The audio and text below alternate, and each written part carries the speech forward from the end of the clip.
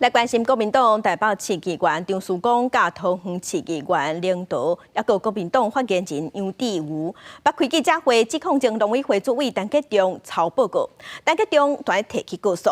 台北地方法院即摆审判结果出来啊，3个人拢有罪，会当一颗罚金，不过因3个人拢讲要上诉。一高两吃，一鱼两用，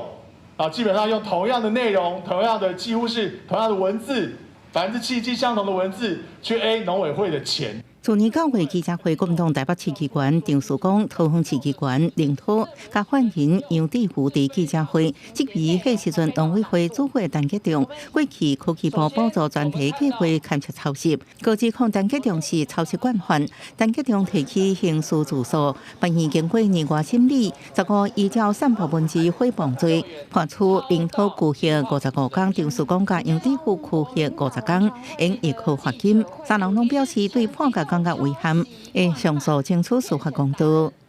如果这种判决在台湾真的成立的话，那么我必须讲，未来所有的民意代表都没有办法认真的去检验这些国家要员。陈吉仲感谢法院判决现公道，强调学术本该用政治方式来操作甲未遂。不过也感叹，就算安尼，有偌侪人知影法院刑期清白的。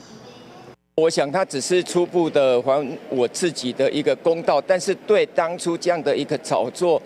引起许多负面的声浪，甚至对我个人影响，那已经完全的无法弥补。法官判决指出，张曙光等3人有社会历练，畅通人脉甲查证管道，绝无合理查证。最后佫强调，希望了后因会记得假释，令透是反抗执政当局，大选了后马上对杀在野党，或者绝对会上诉到底。记者综合报道。